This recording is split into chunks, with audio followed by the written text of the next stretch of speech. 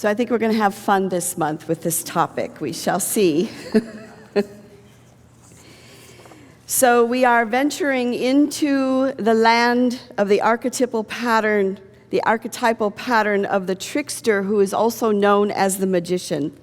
Last month, we looked at the archetypal pattern of the artist, and where the artist wants to bring beauty into the world, that seems to be something that they're really focused on doing, is bringing beauty.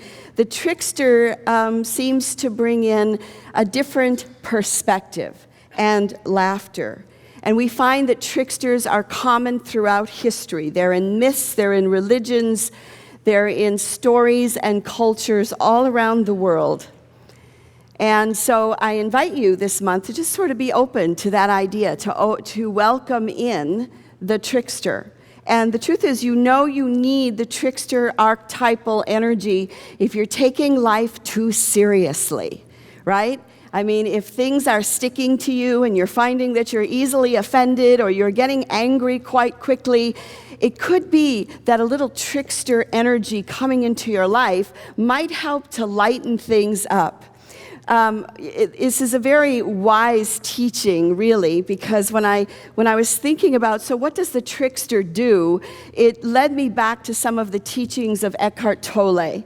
Remember his whole thing about the pain body and how we get stuck in our negative emotions and it's hard to get out of them and they feed on themselves. And he also said that the ego has a way of keeping itself separate, or keeping our souls and spirit, if you will, separate from each other and from God. And so we get caught in our own ego structure. He said, there's nothing that strengthens the ego more than being right, and the person or situation you complain about or react against is wrong. It is that sense of superiority the ego craves and through which it enhances itself. So when you find yourself in that situation, stop and call in a little trickster energy and let it lighten things up for you. Jesus said it this way when he said, if someone slaps you on the left cheek, turn to him the right. Now, he's not saying, let's all be abused, let's all be enablers and be abused, but rather, if something comes at you from the left, then turn to the right, look at it from a different perspective. And that is what the trickster does for us. I don't think it's any mistake that an aha moment can take place within an aha moment, ha ha ha ha moment, yes? Because when we're laughing, when we're able to move into the trickster energy, it's like this door opens and there's space that is created. So the trickster can bring us to the aha. Now here's some of the qualities of the trickster. The trickster does not play by the rules. It also likes to break the rules, and it serves to tear off the mask of others. Muhammad Ali, who just made his transition this week, was many things. He was a rebel, I think he was a warrior, but he also was a trickster in the way that he presented some of his ideas. And he said this when he was ready to fight George Foreman. Float like a butterfly, sting like a bee, his hands can't hit what his eyes can't see. Now you see me, now you don't. George thinks he will, but I know he won't. And then he also said I should be a postage stamp because that's the only way I will ever get licked. So like all tricksters, they make us laugh while also speaking the truth. So as I started earlier, saying that a trickster is found throughout many different cultures and religions, and you can lower the screen if you would like. In the Old Testament, Jacob was a trickster. He tricked his father into giving him the birthright that belonged to his older brother. And we see throughout the life of Jacob that he was either playing tricks on somebody or he was being tricked.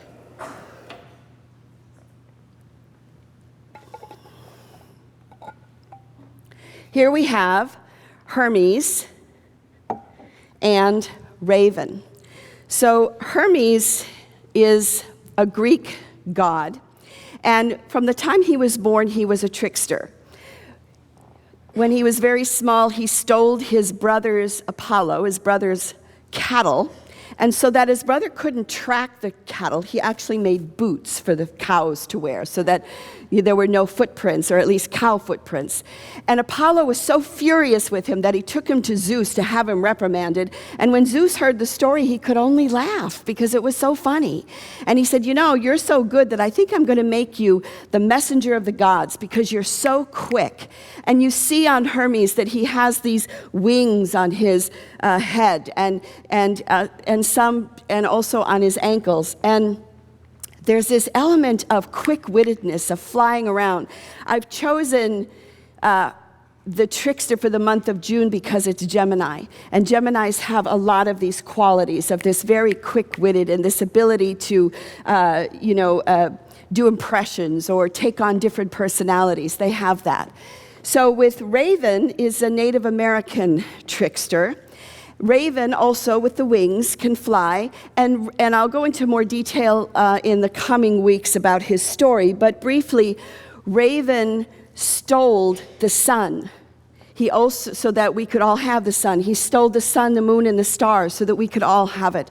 So he was a trickster, but he was also a bringer of light. And he has a dual role in both creation and in mischief. Next slide. So here we have, I can't look at the face of John Belushi and not think of the trickster. In this picture, he is Bluto from Animal House. And the truth is the whole fraternity, the Delta fraternity, were all tricksters. And their job was to just break all the rules, particularly where it came to the dean.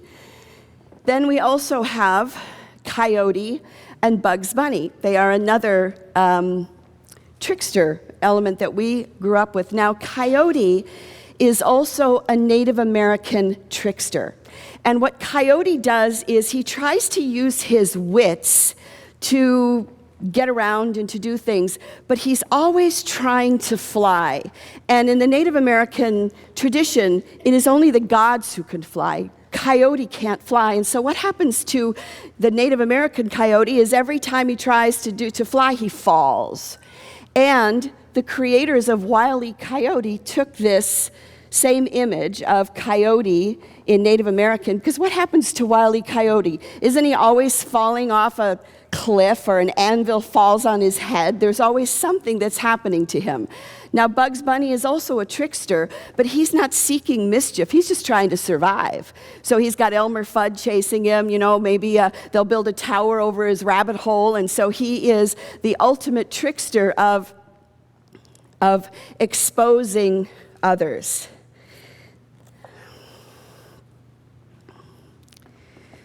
So part of the trickster energy is also the shaman and the magician.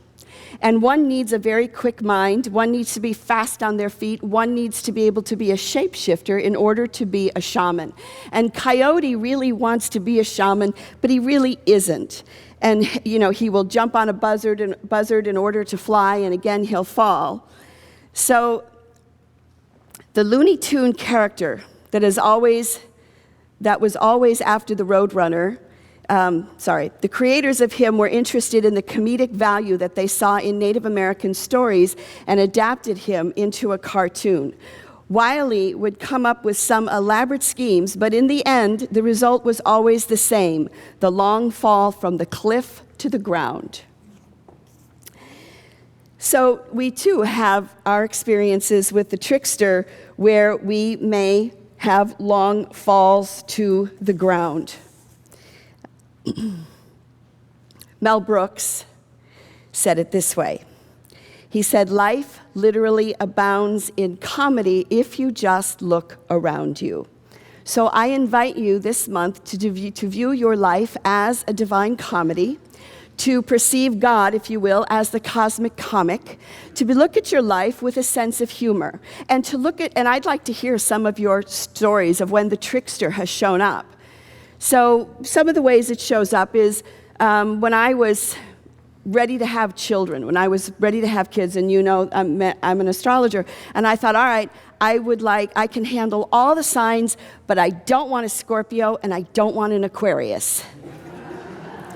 So I have 2 kids, and one is a Scorpio and one is an Aquarius.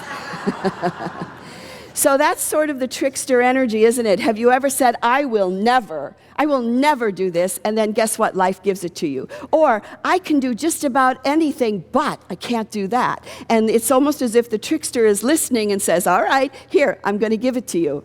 Of course, my children are wonderful. I love and adore them, and I love Aquarians and Scorpios. Now, I absolutely do. So again, thinking about what is some of the ways that the trickster energy has shown up in your life? I mean, there's little things like sending emails to the wrong person. That would be trickster energy, right? And what about autocorrect on your phone? Yes, that happens so much. So I just have a few that I want to share with you. And you can just see the trickster. I don't know who programmed the iPhones and the messages, but it was a lot of trickster energy. So someone is trying to text a friend. It says, I'm watching the Bobbin, Billabong, baggage is the best. The huddle, the hobbies, the Bobbin, the huddle, damn this phone. Billabong baggage, I give up. Billboard baggage, seriously, I fail. Another one says, so how was your date last night? Did you score? Well, not quite. It was a first date. We went to dinner and then walked her home. Then I killed her in the woods outside her house and I left. And the response says, killing her seems a bit harsh. Did she order the lobster and filet mignon at dinner or something? Kissed. I kissed her. Another. Hey, bro, I hate to ask you this, but could you spot me some cash?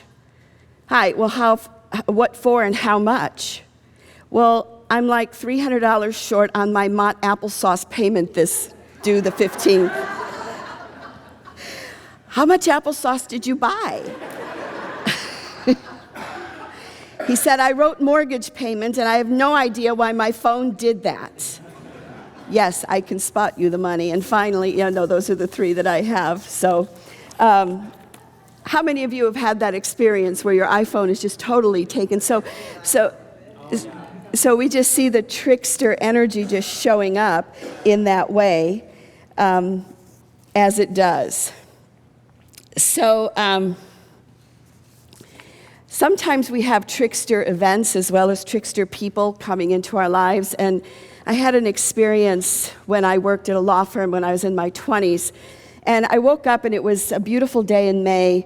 And I was like, I do not want to go to work today. I mean, that's the last thing I want to do. So I called my office and, I went, I'm not feeling so good today. I don't think I could come in. And they're like, oh, take it easy. Hopefully you'll come in tomorrow. Yeah, thanks, bye, So, it was like, great, I had the whole day ahead of me, and I'm going to go to Wrigley Field, and I'm going to go to the bleachers, I'm going to go to the ball game. So I go to the ball game, and it was perfect. The weather was perfect. I ran into people I hadn't seen in a while. And to make it even better, it was either extra innings or the bottom of the 9th. It was a tied game, and the Cubs got up to bat and hit a home run right to me. And it not only won the game, but it put him in first place. They didn't stay there long, but it put him in first place. So I just had a great time. It was like, great. So the next day I'm getting ready to go to work, and the phone rings, and it's my boss, and he goes, how are you feeling today? And I said, oh, much better. I'll be in, really soon.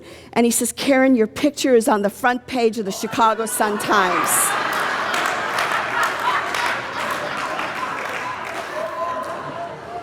I said, I don't care. I'm a Cub fan, so I don't care. But all the other partners are Sox fans, and if they see that picture, you're going to be fired, probably. So, next slide.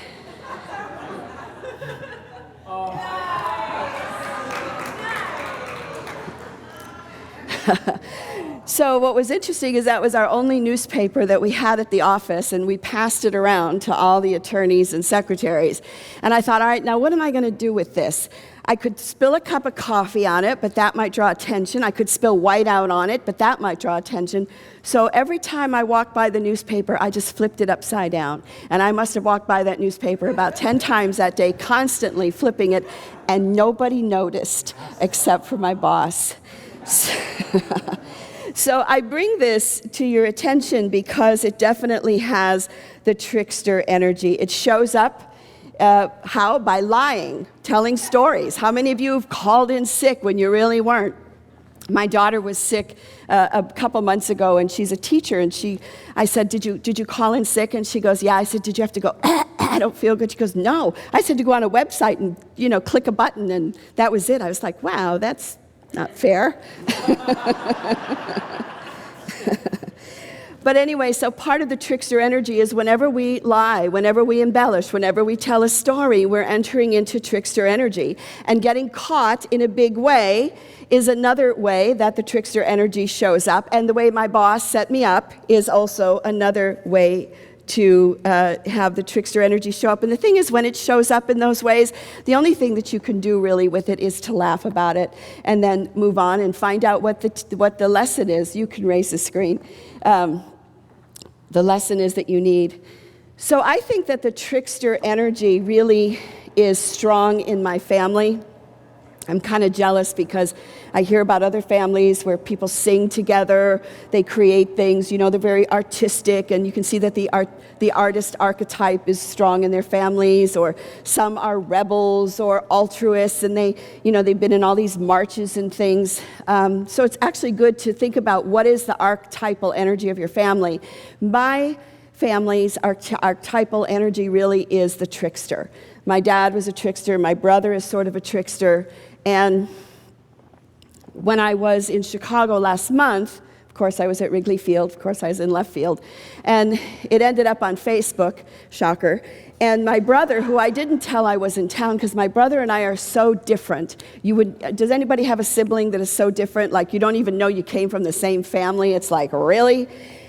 So I get a text during the game. It's like, oh, I see you're in town. I saw you on Facebook, It's like, okay, so go see my brother. Now, my brother is politically and religiously opposite to me. It's always been that way. So Jordan and I were going to visit him, and I said, okay, so get ready, because we're probably going to have this political conversation. And we walked in the house, and my brother said, so, did you see the Bernie Sanders signs on my lawn? I said, no, I didn't. And he goes, and you won't either.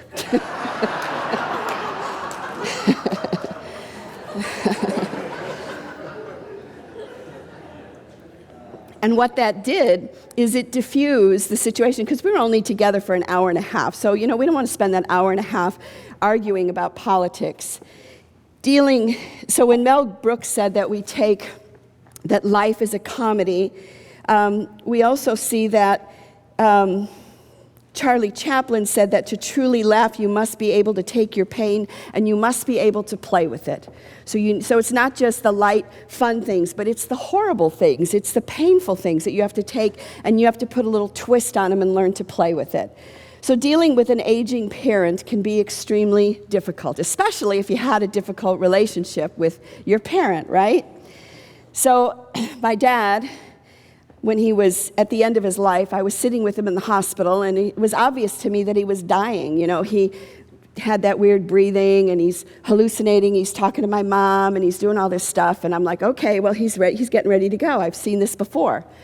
So my brother came in to town, so we went and had lunch, and I said, Dad's dying. And he said, no, he isn't. I go, no, he really is dying. He goes, Karen, you live in Seattle. He said, do you know how many times I have sat by his hospital bed and I was sure this was the moment, and it never was. And I said, no, this is it, really. This is it. Dad's going to be gone, I bet, in the next couple of days. And he said, I bet you he won't.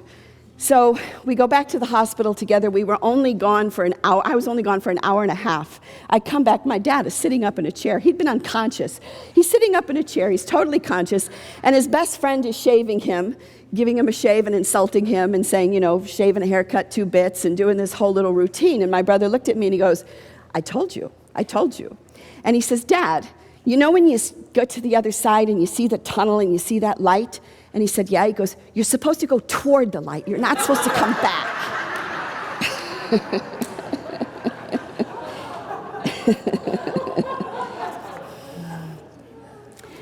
And then, my dad had his leg removed because he had diabetes. And of course, this is another horrible thing. And we're sitting there and my brother looks at him and he goes, well, Dad, if you're not going to go, we'll have to take you out one limb at a time. Now, my dad laughed at all this because he did have a really great sense of humor. But again, I'm calling in this trickster energy because I think it just makes life lighter. It helps us to see things in a different perspective. And it makes life a little more fun when we can call in Bugs Bunny or Wile E. Coyote or the Raven or Bluto, or Hermes. So my last example is, I have a girlfriend that I've been friends with since high school. And she's a trickster, but whenever we're together, it seems like we draw it to us without even trying. We were in Denver last month, had dinner.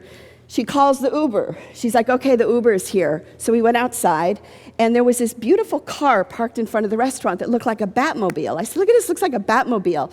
It was a Lamborghini. So when the Uber driver got out, I said, you should go check out this car. It's pretty fascinating. And he goes, I will.